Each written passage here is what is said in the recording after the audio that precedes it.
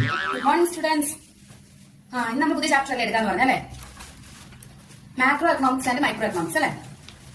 ഈ ചാപ്റ്റർ വലുതായിട്ടൊന്നും പഠിക്കാനൊന്നും ഇല്ല. ഇതൊക്കെ ജസ്റ്റ് ഒന്ന് വായിച്ചു വിട്ടാൽ നിങ്ങൾക്കൊക്കെ മനസ്സിലാവുന്ന ഒരു ചാപ്റ്ററാണ്. അത് എന്താ സിമ്പിൾ കാര്യമേ ഉള്ളൂ. അതിലെന്താ ഇത്ര ഇത് എല്ലാം ഇംഗ്ലീഷ് ഒക്കെ അറിയാവുന്നതല്ലേ, പ്ലസ് 2 ഒക്കെ ആയില്ലയോ? ജസ്റ്റ് ഒന്ന് വായിച്ചു വിട്ടാൽ മനസ്സിലാവുന്നതേ ഉള്ളൂ. പാഠം കിട്ടുന്നേ.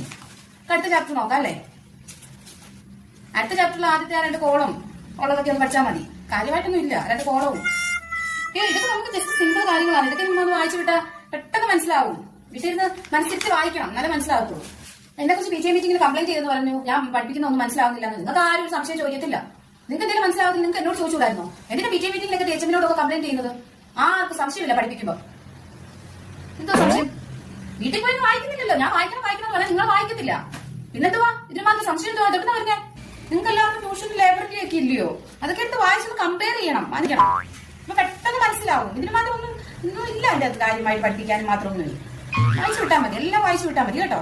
എല്ലാവർക്കും എന്റെ സബ്ജക്റ്റിന് മാത്രം കുറവ് മാർക്ക്. ഞാൻ എന്ത് കഷ്ടപ്പെട്ട് ഇവിടെ നിർത്തി പഠിപ്പിക്കുന്നത് നിങ്ങളൊക്കെ. നിങ്ങൾക്കൊക്കെ വായിട്ട് അരച്ച് ഞാൻ പഠിപ്പിക്കുക.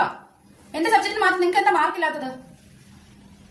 എത്ര പഠിപ്പിച്ചാലും മനസ്സിലാവത്തില്ല. റിവിഷൻ എടുക്കുന്നു, എല്ലാം എടുക്കുന്നു, എന്നിട്ടും ആർക്കും ഒന്നും മനസ്സിലാവുന്നില്ലെന്ന് പറഞ്ഞാൽ വല്ലാത്തൊരു കഷ്ടമാണ്.